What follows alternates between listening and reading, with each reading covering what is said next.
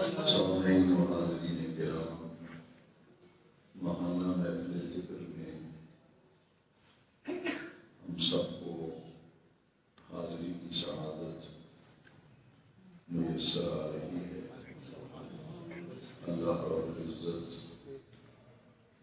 محفل ذکر میں میری اور آپ کی حاضری کی بارگاہ میں قبول فرمائے۔ آمین۔ آج کی محفل میں حضرت سیدنا اویس قرنی رضی اللہ تعالیٰ عنہ کے تذکرے کی سعادت حاصل کی جا رہی ہے۔ حضور نبی کریم صلی اللہ علیہ وسلم نے فرمایا کہ شخص ایمان کی حالت میں مجھے دیکھا اور جس نے ایمان کی حالت میں میرے دیکھنے والے کو دیکھا اس کو دوزخ کی آگ نہیں چھوئی۔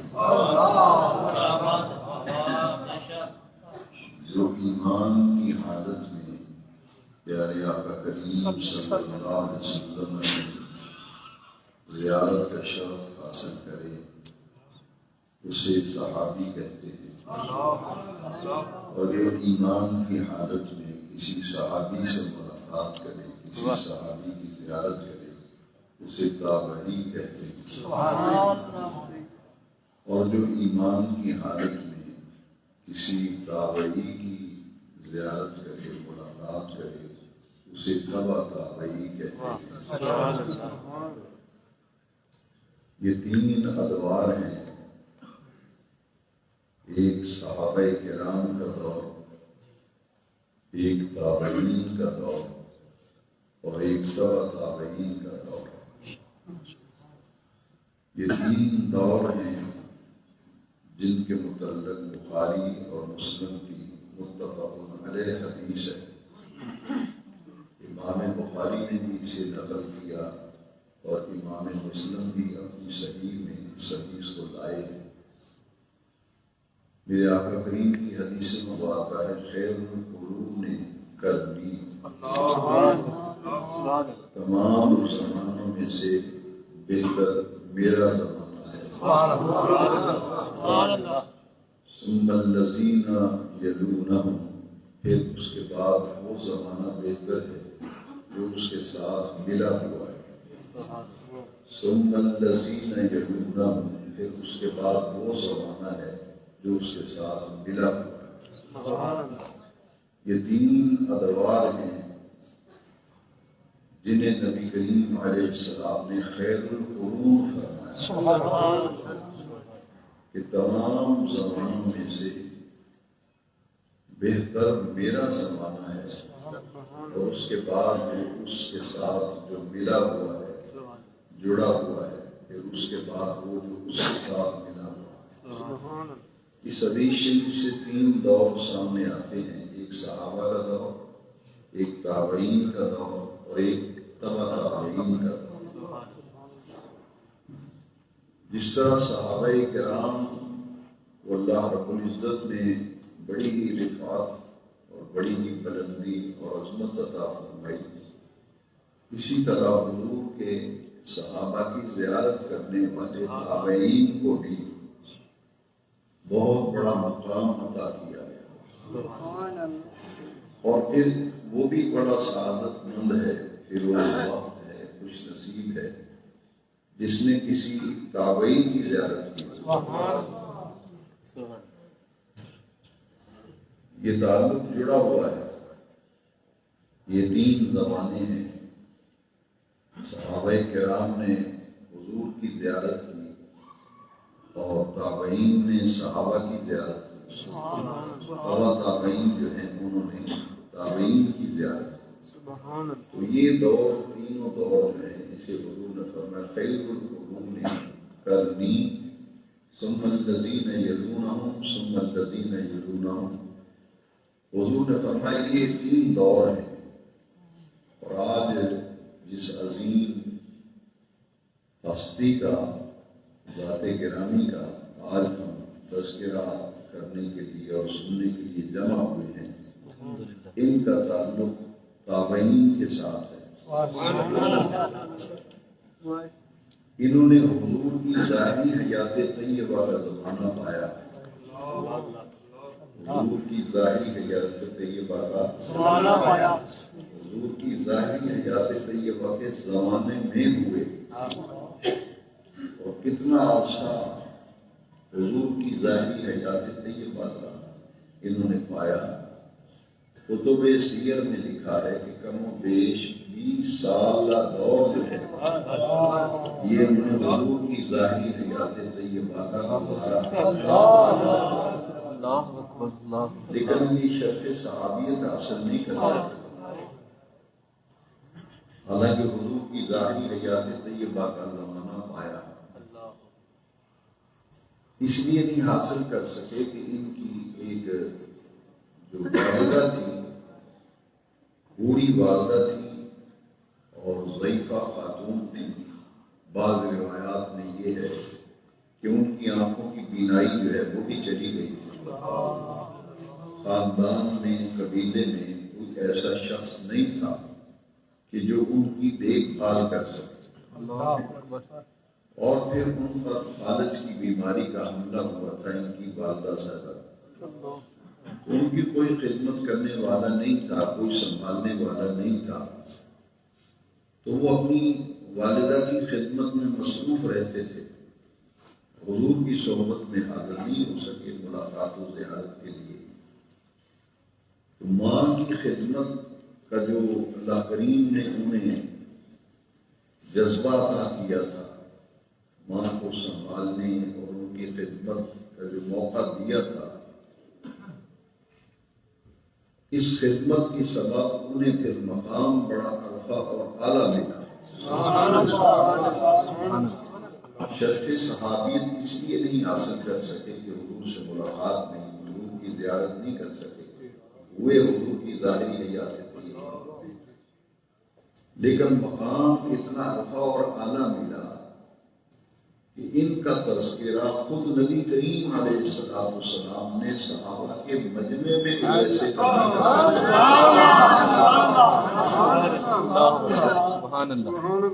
اگرچہ زیارت نہیں کر سکے، ملاقات نہیں کر سکے، لیکن ہر وقت حضور کی محبت میں مچلتے رہتے، حضور کی محبت میں، حضور کے پیار میں، حضور کے عشق میں ہم وقت تڑپتے رہتے تھے۔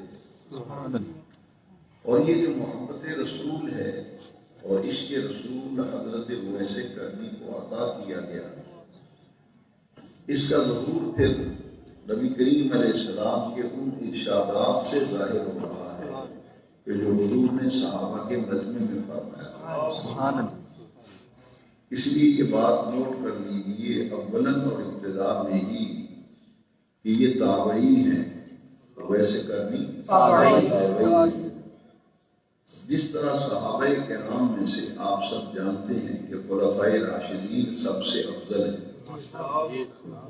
1.25 صحابہ کی تعداد ہے، 1,20,000 صحابہ کی تعداد ہے، ان میں سے خلفائے راشدین سب سے افضل ہے۔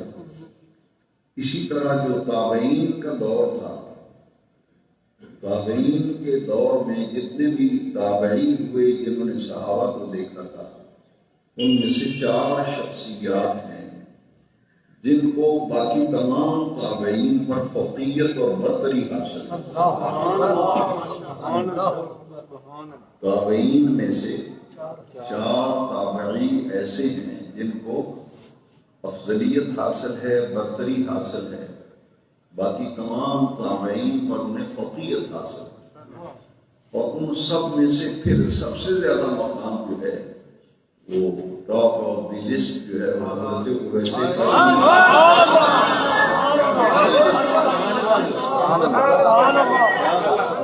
اور انہیں حدیث شریف میں خیر التابعین کا لقب انہیں ملا، سید التابعین، تمام تابعین کے یہ سردار بھی ہیں اور تمام تابعین میں سے یہ بہترین بھی ہیں۔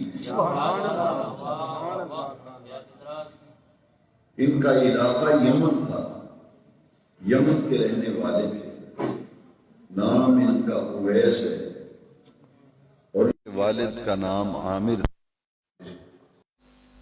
مشہور قبیلہ تھا یمن کا، مراد قبیلے سے ان کا تعلق تھا، خاندان سے تعلق تھا، اور اس کی ایک ذیلی شاخ تھی کرم۔ یہ ان کا خاندانی پس منظر جو کتب سیر میں بیان کیا گیا، ان میں حضرت داتا گنج بخش علی بن عثمان الحنویری نے بھی حضرت اویس کرنی کا ذکر کیا، محدث ابن عساکر نے بھی ان کا ذکر کیا، اور حدیث شریف کی مشہور کتاب مستدرک للحاکم جو امام نے شافعی کی ہے، انہوں نے بھی اپنی کتاب میں کئی صفحات پر اور کئی احادیث پر مشتمل حضرت اویس کرنی کا ذکر اپنی کتاب کے اندر کیا۔ سبحان اللہ۔ پھر تصوف میں سے جو متصوف لوگ ہیں ان میں امام عبد الوہاب شورانی علیہ رحمہ نے، امام حنابی نے بھی اپنی کتب میں حضرت اویس کرنی رضی اللہ عنہ کے احوال اور ان کے حالات کا تذکرہ کیا ہے۔ میں اپنے اس تذکرے کا آغاز جو ہے وہ اس حدیث شریف سے کرنا چاہتا ہوں، حدیث شریف کی اس کتاب سے جو سیاستہ میں امام بخاری کے بعد امام مسلم کی جو کتاب ہے صحیح مسلم، اس کا درجہ بات ہے۔ مسلم شریف میں حضرت اویس کرنی کا ذکر حدیث کی کتاب میں موجود ہے۔ صحیح مسلم کا ایک چیپٹر ہے، ایک باب ہے فضائل صحابہ کا، کتاب فضائل صحابہ، صحابہ کرام کے فضائل پر، ان کے مناقب پر، ان کی عظمت پر امام مسلم نے صحیح مسلم میں ایک باقاعدہ باب قائم کیا ہے۔ یہ چونکہ صحابی تو نہیں تھے، یہ تھے تابعی، اس لیے اس باب میں اس چیپٹر کے تھوڑے سے مطالعے کے بعد آپ آگے جاتے ہیں تو باقاعدہ ایک الگ چیپٹر قائم کیا ہے جو صرف حضرت اویس کرنی کے فضائل پر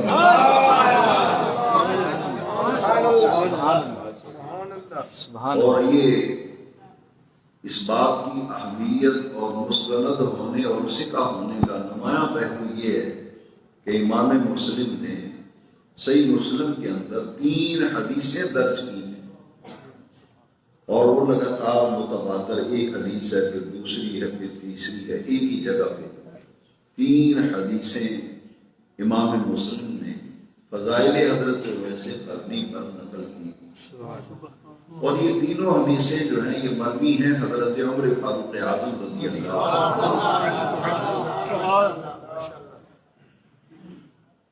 اور مسلم شریف کی یہ جو پہلی حدیث ہے اس کا نمبر ہے 6490۔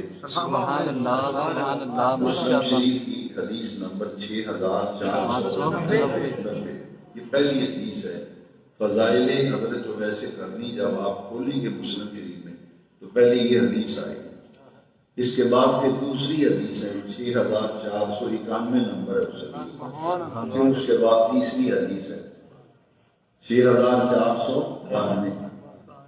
90، 91 اور 92۔ یہ 3 حدیثیں متواتر ساتھ ساتھ ملی ہوئی ہیں، اور ان میں حضرت اویس کرنی کا ذکر ہے رضی اللہ عنہ۔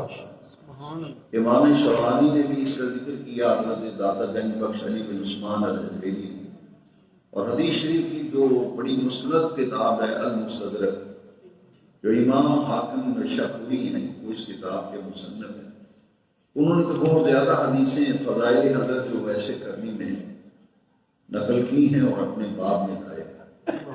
پھر ایک اور بڑے مشہور محدث بھی ہیں اور محرخ بھی ہیں، ابن عساکر کے نام سے بڑے مشہور ہیں، اور ان کی کتاب میں بہت مواد ملتا ہے۔ سبحان اللہ۔ انہوں نے بھی بڑی تفصیل کے ساتھ ان تمام حدیث کو اپنی حدیث کی کتاب میں نقل کیا۔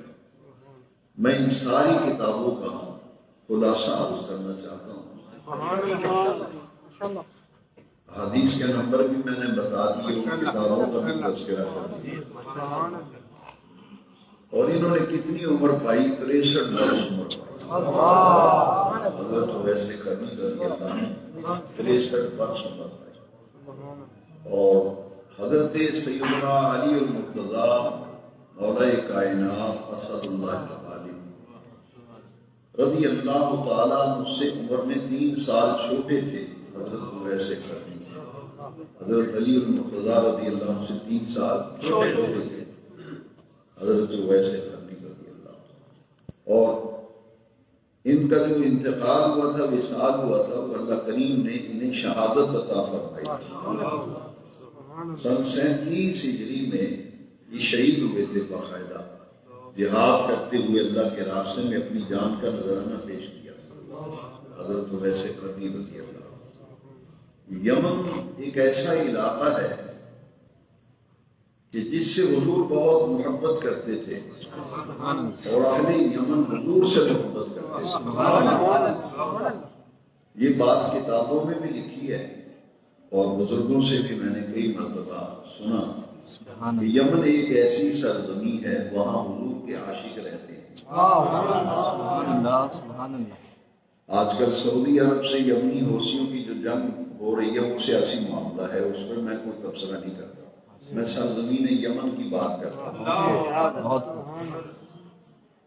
کہ حضور نبی کریم علیہ السلام نے یہ دعا فرمائی تھی۔ یہ بھی بخاری شریف کے اندر حدیث شریف ہے، صحابہ کا مجمع تھا، حضور نے دعا فرمائی تھی، اللہم بارک لنا فی شامنا وفی یمننا، یا اللہ ہمارے شام میں بھی برکت فرما اور ہمارے یمن میں بھی برکت فرما۔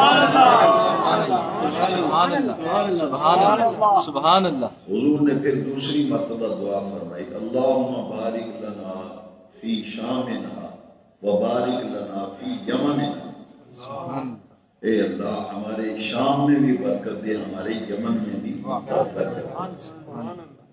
جب حضور یہ دعا فرما رہے تھے تو ایک آدمی جو ہے اس نے حضور کی خدمت میں عرض کی، وفی نجدنا، حضور ہمارے نجد کے لیے بھی دعا فرما دے، وفی نجدنا، حضور ہمارے نجد کے لیے بھی دعا فرمائیں۔ حضور نے جب پھر دعا فرمائی تو پھر یہی فرمائی، اللہم بارک لنا فی شامنا وفی یمننا، یا اللہ ہمارے شام میں برکت فرما، ہمارے یمن میں برکت فرما۔ حضور نے نجد کے لیے دعا نہیں فرمائی، اور جب حضور نے پھر یہی دعا فرمائی تو وہ آدمی پھر کھڑا ہوا، اس نے کہا وفی نجدنا، حضور ہمارے نجد کے لیے بھی دعا فرما دے۔ حضور نے اپنا رخ پھیر لیا، اس شخص سے اپنا رخ پھیر لیا، فرمایا ہنالک الزلازل، فرمایا یہ نجد جو ہے یہاں سے زلزلے آئیں گے، زلزلے اٹھیں گے، وَيَطْلَعُ قَرْنُ الشَّيْطَانِ، اور یہاں شیطان کا سینگ پیدا ہوگا۔ تو اس حدیث شریف یہ بخاری شریف کے اندر ہے، نجد کے لیے حضور نے دعا، شام اور یمن کے لیے آقا کریم نے دعا فرمائی، اس لیے کہ شام جو ہے یہ انبیاء کی سرزمین ہے، شام انبیاء کی سرزمین ہے۔ حضور ملک شام کے لیے دعا فرما رہے ہیں۔ اس حدیث کی شروحات پڑھیے کہ شام جو ہے یہ انبیاء کی سرزمین ہے، حضرت ابراہیم علیہ السلام کا مسکن بھی شام رہا، حضرت زکریا علیہ السلام کا تو مزار شریف بھی ملک شام میں ہے، حضرت یحییٰ علیہ السلام کا مزار شریف بھی شام میں ہے، اور بعض روایات میں تو ذکر ہے کہ 70,000 انبیاء کرام ملک شام میں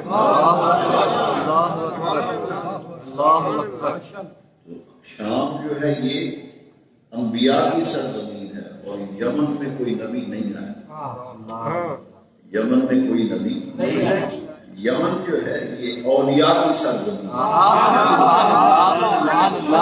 انبیاء کی سرزمین ہے، اور یمن اولیاء کی سرزمین ہے۔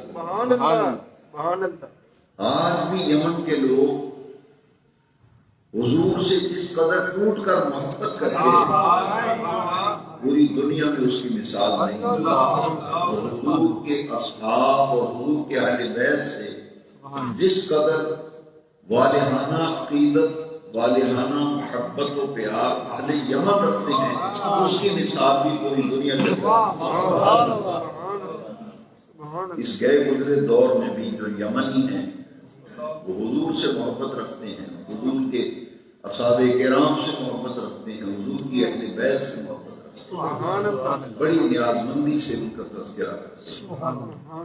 تو یہ حضرت اویس قرنی رضی اللہ عنہ یمن کے رہنے والے تھے، اور بستی کا نام بھی بعض کتابوں میں کرم آیا، قبیلہ بھی میں نے عرض کیا کہ مراد قبیلے کی ذیلی شاخ کرم سے تعلق تھا، اور بعض لوگوں نے بستی کا نام بھی کرم ذکر کیا۔ تو ہمارے ایک دوست گئے تھے زیارات کے لیے شام، یمن میں اور شام میں، تو انہوں نے مجھے بتایا کہ پہاڑیوں کے درمیان میں چھوٹی سی بستی ہے کرم، جہاں حضرت اویس قرنی رضی اللہ تعالیٰ عنہ وہاں کے رہنے والے تھے، وہ اس بستی کی زیارت بھی کر کے آئے، اس لیے ان کا لقب ہے حضرت اویس الیمنی، حضرت اویس القرنی۔ خیر التابعین آپ کا لقب ہے، خیر التابعین، سید التابعین بھی آپ کا لقب۔ نبی کریم علیہ السلام صحابہ کے مجمع میں حضور تشریف فرما تھے، تو حضور نے اپنے جبہ مبارک کے بٹن جو سینہ اقدس سے ملحق اور متصل تھے، حضور نے یہ بٹن کھولے اور حضور نے فرمایا مجھے یمن سے رحمان کی خوشبو آ رہی ہے،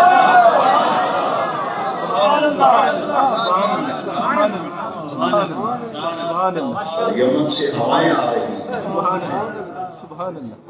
صحابہ کرام متوجہ ہوئے کہ حضور یمن کا تذکرہ کر رہے ہیں، حضور نے دعا بھی فرمائی تھی، اللہم بارک لنا فی شامنا وفی یمننا، یہ ایسی سرزمین ہے جس کے لیے حضور نے دعا فرمائی۔ تو صحابہ کرام نے پوچھا اور یمن کی آقا کیا خاص بات ہے؟ حضور نے فرمایا وہاں میرا ایک عاشق ذات ہے، جو میرا عاشق ذات رہتا ہے، اس کا نام اویس ہے۔ حضور نے نام بھی بتایا کہ اس کا نام اویس ہے، اور وہ میری محبت میں مچلتا رہتا ہے۔ تو پوچھا حضور اتنی محبت ہے تو ملنے کے لیے آتے ہیں؟ یعنی دور رہ کر جو حضور سے محبت حضرت اویس قرنی کو تھی، اس محبت کا اظہار میرے آقا کریم خود فرما رہے ہیں۔ اور اسی حدیث میں جو میں نے 6490 نمبر حدیث ہے، اسی میں ذکر ہے کہ حضور نے فرمایا وہ میرے تابعین میں سے بہترین تابعین ہے، خیر التابعین۔ تو حضور وہ ملنے کیوں نہیں آتا؟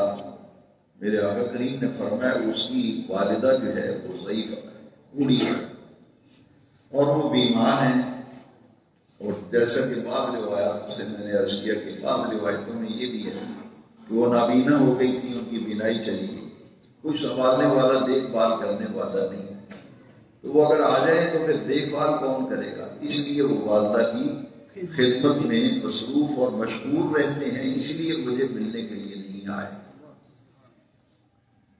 صحابہ کرام نے پوچھا یا رسول اللہ صلی اللہ علیہ وسلم ان کی کوئی پہچان ہمیں بتائیں۔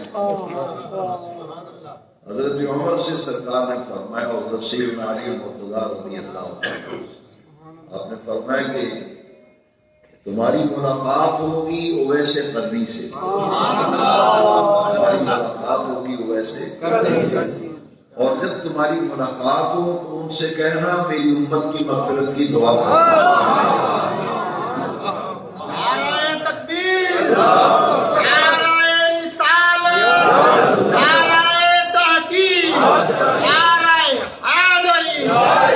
ان سے کہنا کہ میری امت کی مغفرت کی، اور حضور نے فرمایا کہ تمہاری ان سے ملاقات ہوگی، تمہاری ان سے ملاقات، اور جب ملاقات ہو تو انہیں کہنا کہ وہ میری امت کی مغفرت کی دعا کریں۔ یہاں ایک بات نوٹ کر لیجیے کہ افضل تو حضرت عمر ہیں اور حضرت علی ہیں۔ حضرت ویسے کرنی سے افضل ہے، یہ دونوں ہستیاں افضل ہیں، اور ویسے کرنی سے ان کی فضیلت زیادہ ہے، حضرت عمر کی اور حضرت مولانا علی کی۔ درجے میں تو حضرت ویس تابعی ہیں۔ اس سے معلوم یہ ہوا کہ اس حدیث شریف میں یہ تعلیم ہے کہ اپنے سے کم تر درجے میں جو آدمی ہو اس سے دعا کے لیے کہنا، یہ تو صحابہ کی سنت ہے۔ ان کو جو مقام دیا گیا تھا اس کو اجاگر کیا جا رہا ہے کہ ویس کا مقام کیا ہے، کہ صحابی ہو کر ان سے کہہ رہے ہیں، اور حضور نے فرمایا میرا پیغام دینا، میری امت کے لیے دعا کرے۔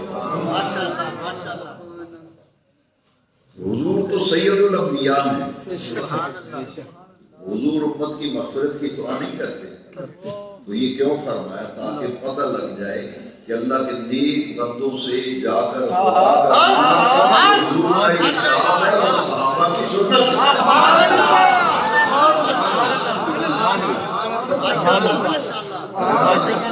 آج کوئی آپ سے کہے کہ تم کیوں جاتے ہو بزرگوں سے، کیوں دعائیں کراتے ہو بزرگوں، کیا لینے جاتے ہو؟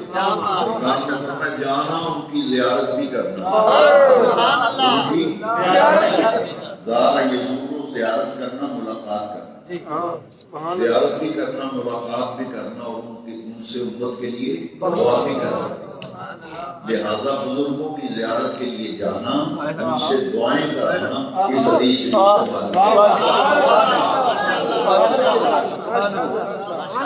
حضرت عمر رضی اللہ تعالیٰ نے پوچھا یا رسول اللہ صلی اللہ علیہ وسلم، ان کی کوئی پہچان، ان کی کوئی نشانی؟ حضور سے تو ملاقات نہیں ہوئی، ویسے کرنی کی حضور سے ظاہر ملاقات نہیں، نہ وہ ملنے آئے، نہ ملاقات ہوئی، نہ انہوں نے حضور کو دیکھا، نہ حضور نے انہیں دیکھا۔ حضور تو نشانی بتا رہے ہیں، جو حضور کے علم کے بارے میں کیوں کرتے ہیں، حضور کے علم کے بارے میں کلمہ پڑا ہے آقا کریم کا، شرم نہیں آتی کہ حضور کے علم کے یا تو ملاقات دی، نہ انہوں نے دیکھا سرکار کو، سرکار کو نہیں دیکھا۔ حضور نے حدیث شریف میں حضور نے نشانی کیا بیان کرنا، اور میں اس کی تھوڑی جو ہے نہیں، یہ سینے کے ساتھ لگی رہتی ہے، سمجھے؟ تھوڑی سینے کے ساتھ لگی رہتی ہے، یوں رہتا ہے۔ تکبر حضور نہیں، اس پہ عاجزی ہے، اتنی عاجزی ہے کہ سر جھکا رہتا ہے، جھکا رہتا ہے۔ یہ علامتیں کون بیان کر رہا ہے؟ آقا کریم رسول رحیم صلی اللہ علیہ وسلم نشانی بتا رہے ہیں، پہچان، ویس کا حلیہ بتا رہے ہیں۔ حلیہ کیا ہے؟ فرمایا اس کے بال بکھرے ہوئے ہیں اور گرد آلود ہے، داڑھی کے بالوں میں بھی مٹی ہے، گیس ہوئے مبارک جو ہیں، زلف انبری جو ہیں وہ بھی گرد آلود ہیں، مگر حضور نے فرمایا اس کے جسم پر وہ چادریں ہیں، اس کا لباس وہ چادروں پر مشتمل ہے، وہ بھی پھٹا ہوا ہے، وہ بھی لباس بھی پھٹا ہوا ہے، لباس پاؤں کا جوتا جو ہے وہ ٹوٹا ہوا ہے، اور وہ گرد و غبار سے پھٹا ہوا ہے۔ جب میرے آقا کریم نے یہ حلیہ بیان فرمایا، حضور نے فرمایا اویس کا یہ مقام ہے کہ اگر وہ اپنے رب سے قسم کھا کر کوئی بات عرض کر دے تو اللہ تعالیٰ اسی بات کو پورا کرتا ہے۔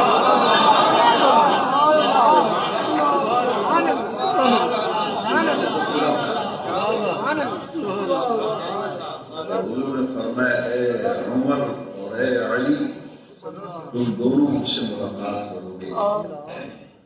اور دوسری حدیث شریف میں ہے کہ حضور نے انہیں اپنا جبہ عطا فرمایا، حضرت عمر کو اور حضرت علی رضی اللہ، فرمایا کہ یہ میرا جبہ لے لو، جب تمہاری اویس سے ملاقات ہو تو میرا جبہ اسے دینا،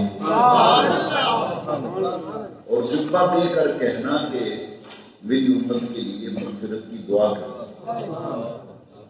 یہ بطور علامت حضور نے اپنے جسد مبارک سے لگنے والا جبہ مبارک رکھا، اور یہ حدیث شریف میں یہ ذکر ہے کہ سرکار نے فرمایا تمہاری ملاقات میرے دنیا سے جانے کے بعد ہوئی۔ حضرت عمر رضی اللہ عنہ کا جب دور خلافت آیا تو 10 سال آپ نے کبھی ناغہ نہیں کیا تھا حج کا،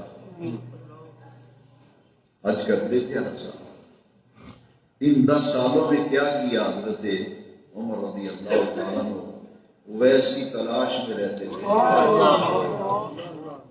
اویس کی تلاش میں رہتے تھے۔ اس لیے حج کے موقع پر جب خطبہ ارشاد فرماتے تھے تو مکہ شریف میں صفا پہاڑی پہ چڑھ کے فرماتے تھے اے اہل یمن، فرمایا یمن کے جتنے حاجی آئے ہیں جاتی دفعہ مجھے مل کے اور وصال سے 2 سال قبل جو حج کیا تھا حضرت عمر رضی اللہ تعالیٰ 2 سال تھا، اس میں کیا فرمایا؟ جو آخری حج کیا تھا اس سے 2 حج پہلے صفا پہ چڑھ کے کہا یمن والوں مجھے مل کے جاؤ۔ پہلے پوچھتے رہتے تھے کہ تم میں سے کوئی جانتا ہے اویس کو؟ لوگ کہتے تھے ہم نہیں جانتے، ہمیں نہیں پتا۔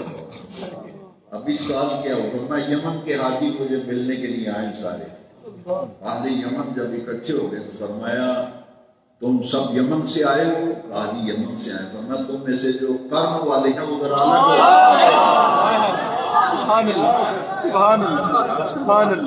ان حاجیوں میں کچھ حاجی ایسے تھے جو قرن قبیلے سے تعلق رکھتے ہیں، کچھ ایسے تھے جو قرن علاقے سے تعلق رکھتے۔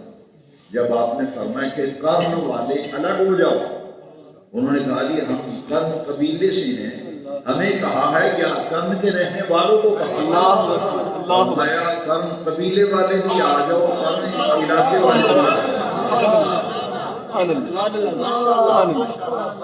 یہ قرن قبیلے کے کچھ افراد جو ہیں یمن سے ہجرت کر کے کوفہ آ گئے تھے، کوفہ میں آ گئے، اور آج بھی انڈیا میں حیدرآباد دکن میں یمن کے کچھ لوگ ہجرت کر کے آئے ہوئے ہیں۔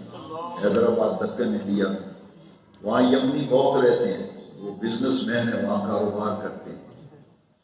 جو انڈیا کے ہمارے بزرگ آتے ہیں وہ بتاتے ہیں کہ حیدرآباد دکن میں جتنے یمنی ہیں پورے انڈیا کے جتنے مسلمان سب میں سے وہ بڑے عاشق رسول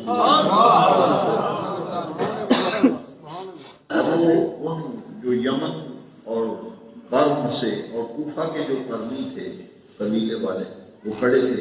فرمایا تم میں سے کوئی جانتا ہے کہ ایک نام ہے اویس جو قرن کا رہنے والا ہے اور تعلق بھی قرن قبیلے سے، اسے کوئی جانتا ہے تم میں سے؟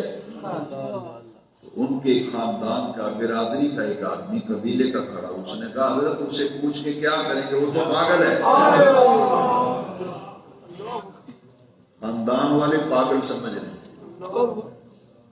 اور آقا فرماتے ہیں کہ مجھے وہاں سے رحمان کی خوشبو آ رہی ہے۔ کہا جی وہ تو پاگل آدمی ہے، جب وہ لوگ بچے اس کو بٹے مارتے ہیں، وہ تو دیوانہ ہے، اسے کیا کریں گے؟ اللہ اکبر اللہ۔ یہ اور تو فرمایا کہ وہ رہتا کہاں ہے آج کل، کہاں ہے وہ، کہاں اس سے ملاقات؟ انہوں نے کہا جی وہ اس سال آیا ہوا ہے حج کرنے، وہ بھی حج کرنے آیا ہوا ہے۔ تو فرمایا کہاں ہے وہ؟ تو کرم والے سب اکٹھے ہو گئے، وہ کدھر ہے؟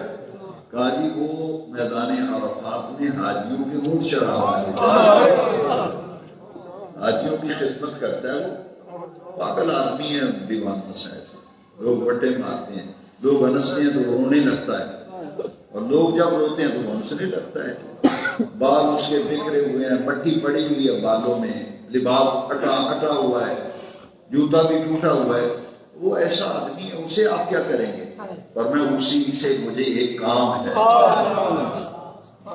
پتہ چلا نا میدان عرفات میں حاجیوں کے اونٹ چرا رہے ہیں۔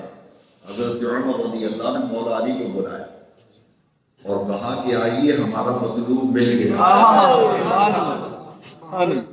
حضرت مولا علی نے پوچھا پوچھا کیا ہوا؟ کہا وہ آقا کریم نے جو آپ سے اور مجھے فرمایا تھا کہ تمہاری ملاقات ہوگی، ویسے تو میری امت کی مغفرت کی دعا کرا دینا، مجھے پتہ چلا ہے وہ میدان عرفات میں اونٹ چڑھا رہا ہے۔ اور علی اور حضرت عمر رضی اللہ عنہ چلے تو دیکھیے اتنا جذبہ تھا کہ ہم اویس کو دیکھیں جس کا ذکر حضور نے کیا اور صحابہ کے مجمع نے کیا۔ فرمایا اگر وہ قسم کھا کر اپنے رب سے کوئی بات کہہ دے تو اللہ اس بات کو پورا کر دیتا۔ اور پھر حضور نے فرمایا تھا حضرت مولا علی سے اور سنت سے صحابہ دیگر بھی بیٹھے ہوئے تھے، سرکار نے فرمایا کہ عرب کا ایک قبیلہ ہے بنو تمیم، جو سب سے بڑا قبیلہ تھا عرب کا، اس میں افرادی قوت بہت زیادہ، بہت بڑا قبیلہ تھا۔ میرے آقا کریم فرمایا میرا اویس جو ہے نا کرم میں رہنے والا علی یمنی، قیامت کے دن اللہ اس کو جب شفاعت کا حق دے گا تو اس کی شفاعت سے بنو تمیم قبیلے کے جتنے لوگ ہیں اس سے بھی کہیں لوگوں کو جہنم سے آزادی ملے گی، ویسے کرنی ان کی شفاعت کا سبب بنے۔ تو ایک لگن تھی کہ اتنا مقام ہے اویس کا، چلو دیکھے جا، تو صحابی جا رہے ہیں ملاقات کے لیے۔ آج ہم اپنے گریبان میں جھانکیں، کہتے میں بہت بڑا عالم ہوں، پیر ہوں، کیوں جاؤں تمہارے پیر کے پاس؟ میں نہیں جاتا بزرگوں کے پاس، میں خود بڑا بزرگ ہوں،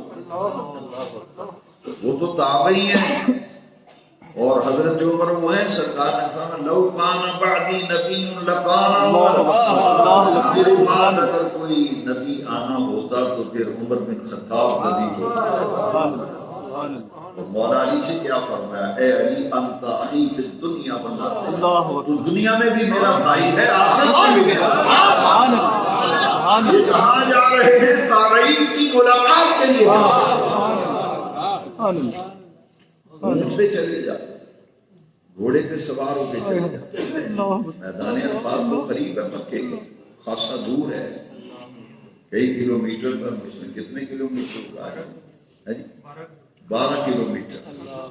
وہ آ رہے ہیں جدہ میں اور مدینہ شریف حاجی راجد، اس لیے ان سے پوچھا، انہیں صحیح پتا ہوگا 12 کلومیٹر، نہ اونٹ پہ بیٹھے نہ گھوڑے پہ بیٹھے، اور ملاقات کے لیے جا رہے ہیں ویسے کرنے۔ کیسے گئے؟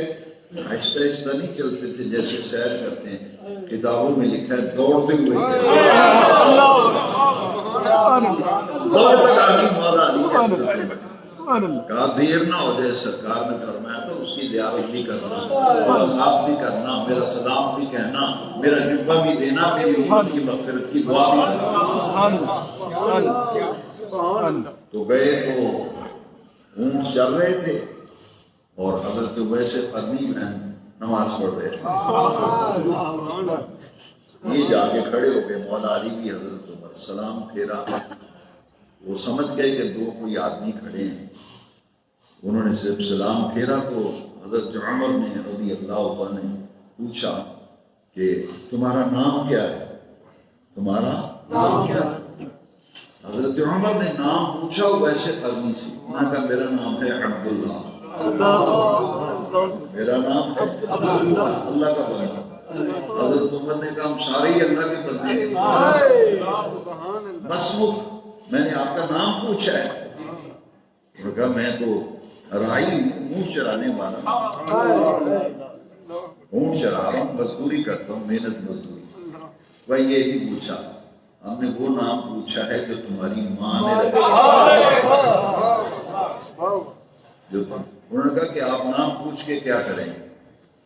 اللہ کہا نہیں آپ کی ماں نے جو نام رکھا ہے نا وہ بتائیے۔ تو انہوں نے کہا اسمی اویس بن عامر القرنی الیمنی،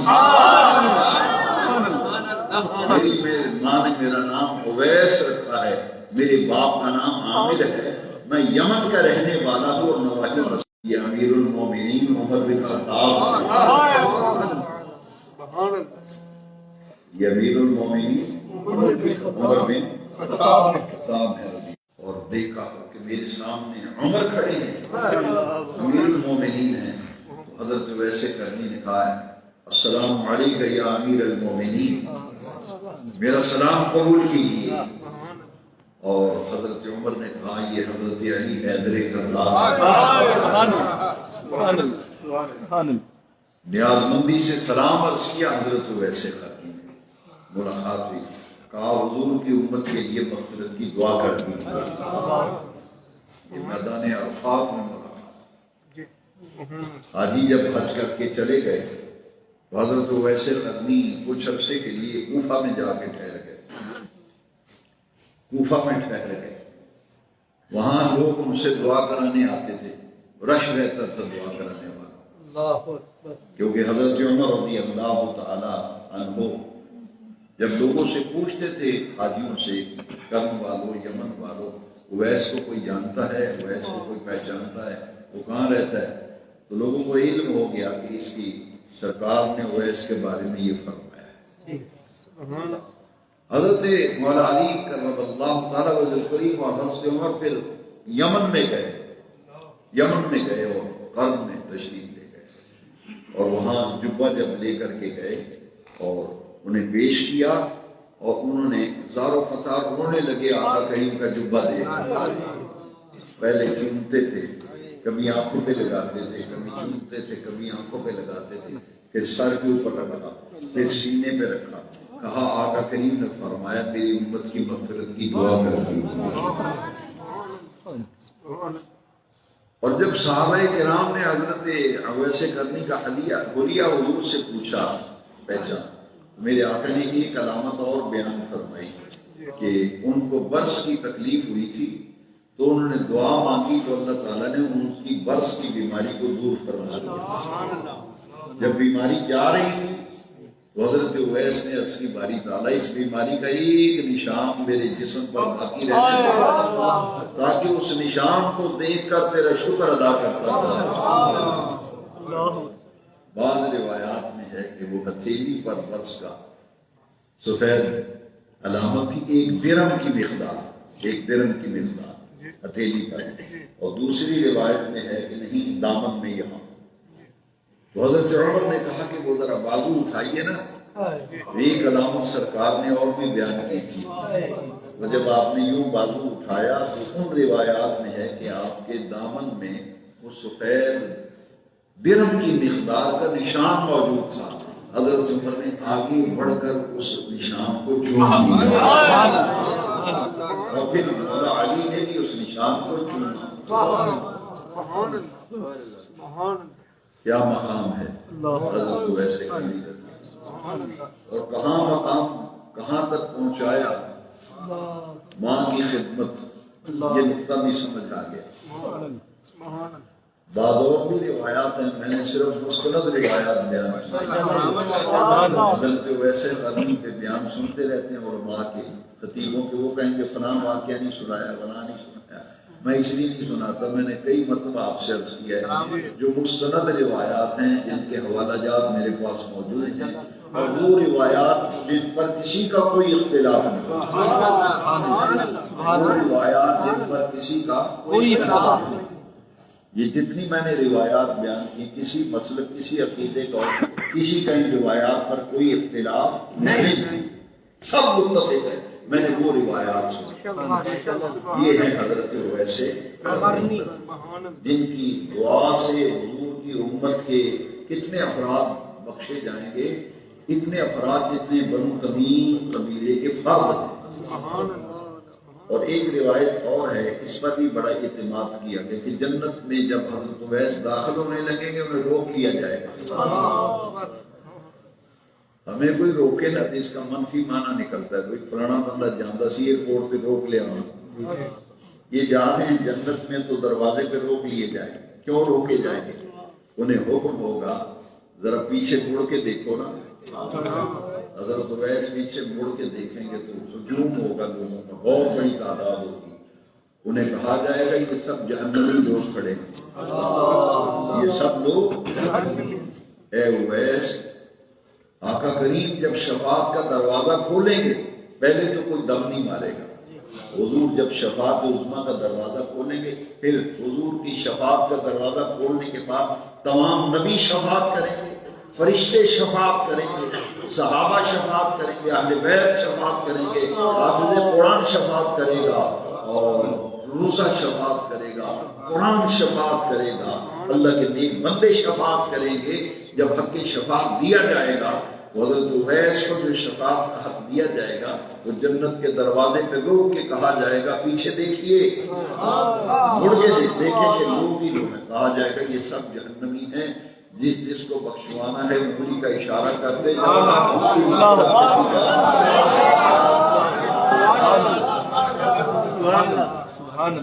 ان کا تذکرہ حضور نے فرمایا صحابہ کے مجمع میں۔ اللہ جان میں نے بات شروع کی تھی، وہاں ختم کرتے ہیں، نماز کا وقت ہو گیا۔ چار تابعین، جس طرح میں نے عرض کیا کہ تابعین جو ہیں ان میں سے چار ایسی شخصیتیں ہیں جو سب سے افضل ہیں، یہاں تک کہ ان کے افضلیت پر بھی کسی کو کوئی شک نہیں۔ دوسرے صحابہ کی افضلیت پہ لوگ بحثیں کرتے پھرتے ہیں، لڑتے ہیں، مارنے مرنے پہ آئے ہوئے ہیں، لیکن یہ چار ایسی ہستیاں ہیں جن کی فضیلت سے کوئی مسلک، کوئی فرقہ، کوئی عقیدہ اختلاف نہیں کرتا، سب کا اتفاق ہے کہ تمام تابعین میں سے سب سے افضل حضرت اویس قرنی ہیں، خیر التابعین اور سید التابعین کا لقب ہے۔ اور پورے تابعین میں سے چار ہستیاں نمایاں، حضرت حسن بصری رضی اللہ، حضرت حسن بصری بھی تابعین ہیں، یہ حضرت مولا علی کے فیض یافتہ ہیں اور ان کے تربیت یافتہ ہیں۔ حضرت حسن بصری، حسن بصری وہ ہیں کہ جن کو مولا علی نے وہ جبہ عطا فرمایا تھا جو آقا کریم نے حضرت مولا علی کو عطا فرمایا۔ مولا علی پاک نے وہ جبہ حضرت خواجہ حسن بصری کو عطا فرمایا۔ پھر کتنے تابعی ہو گئے؟ دو ہو گئے، پہلا نمبر ہے ویسے قرنی کا، حضرت حسن بصری، ان کے بعد سعید ابن مسیب، یہ وہ مشہور تابعی ہیں جن کا میں آپ کو ذکر سناتا رہتا ہوں۔ واقعہ حرہ جب پیش آیا تھا، واقعہ کربلا کے بعد، یہ وہی حضور کے تابعی ہیں جو کہتے ہیں کہ اذان کا نہیں پتہ چلتا تھا، نماز کا پتہ نہیں چلتا تھا، تو میں پریشان ہو گیا۔ مدینہ منورہ پہ یزید نے قبضہ کر دیا، مسجد نبی کے ستونوں کے ساتھ خچر اور گھوڑے باندھے جو مسجد نبی میں تھی تو پیشاب کرتے تھے معذرت، واقعہ حرہ اسے کہتے ہیں۔ یزید نے قبضہ کیا تھا مدینہ، قتل عام کروایا تھا، پابندی لگا دی تھی مسجد نبی میں 3 دن تک نہ اذان ہونے دی نہ جماعت ہونے دی۔ اس بدبخت نے حضرت سعید ابن مسیب کہتے ہیں کہ نہ اذان کا پتہ چلتا تھا نہ جماعت کا، وہ دیوانوں والی حرکتیں کرتے ہوئے گھر سے نکلے، فوجیوں نے کہا اس کو پکڑ کے قتل کر دو، یہ کیوں باہر نکلا ہے؟ کرفیو لگا تھا نا کہ جو باہر نکلے اسے قتل کر دو۔ تو وہ جب نکلے تو انہوں نے دیوانوں والی حرکتیں کی نا، انہوں نے کہا چھوڑو یہ مسجد کا فقیر آدمی ہے، اور ماتے مسجد نبی میں پہنچ کے میں چھپ گیا منبر کے نیچے، لیکن اب دل چاہتا تھا نماز پڑھوں، کوئی گھڑیاں تو تھی نہیں، کہتے میں اسی سوچ میں تھا کہ اذان کی آواز آنے لگی، یہ مشکات شریف باب الکرامات سے میں عرض کر رہا ہوں، جدھر سے اذان کی آواز آ رہی تھی میں ادھر کو دوڑا تو میں نے دیکھا وہ اذان کی آواز حضور کی قبر شریف سے مشکات شریف باب الکرامات، اذان کی آواز حضور کی قبر شریف سے، اور اذان کے تھوڑی دیر بعد پھر اقامت کی اور جماعت کی آواز حضور کی قبر انور سے۔ سبحان اللہ، سبحان اللہ، سبحان اللہ، سبحان اللہ۔ یہ مشکات شریف باب الکرامات کے اندر یہ موجود ہے۔ یہ وہ ہے حضرت سعید ابن مسیب، یہ تابعی ہیں، اور حضرت سعید بن جبیر رضی اللہ عنہ، یہ چار تابعین ہیں۔ تو حضور نے فرمایا خیر القرون قرنی ثم الذین یلونہم ثم الذین یلونہم، جہاں سے میں نے بات شروع کی، سب سے بہتر میرا زمانہ، اس کے بعد پھر جو ملا ہوا ہے وہ زمانہ، پھر اس کے بعد جو ساتھ ملا ہوا ہے۔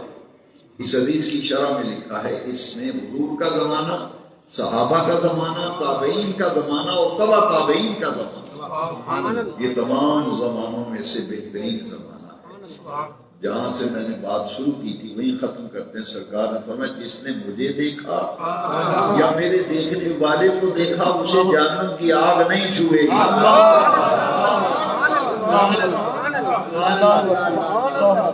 جس نے حضور کو دیکھا ایمان کی حالت میں وہ صحابی، اور جس نے ایمان کی حالت میں صحابی کو دیکھا وہ کیا ہے؟ تو حضور فرماتے ہیں جس نے مجھے دیکھا ایمان کی حالت، میرے دیکھنے والے کو دیکھا، ان کو جہنم کی آگ نہیں چھوئے گی. یہ ہے تابعین کا مقام. اور تابعین میں سے یہ 4 ہستیاں سب سے افضل ہیں جن کے میں نے آپ کو نام گنوائے، اور ان میں سب سے افضل جو ہے وہ حضرت اویس قرنی الیمانی القرنی رضی اللہ تعالیٰ عنہ لوگ ہیں. اللہ تبارک و تعالیٰ نے ماں کی خدمت کا انہیں اتنا بڑا صلہ دیا، اتنا بڑا اجر دیا. بہت سی روایات ہیں، میں نے صرف وہ عرض کی ہیں جو مستند ہیں، جن پر کسی کا کوئی اختلاف نہیں. اللہ تعالیٰ ہمیں ایسے محبوبان بارگاہ کا ادب کرنے، ان کا احترام کرنے، تعظیم کرنے کی توفیق دے. بہت سے مسائل ان بیان میں حل ہوئے ہیں، لیکن ہر ایک کی وضاحت کرنا وقت نہیں تھا. آئیے مختصر ذکر کرتے ہیں اور پھر انشاءاللہ نماز با جماعت ادا کرنے کے بعد جو ہمارا ختم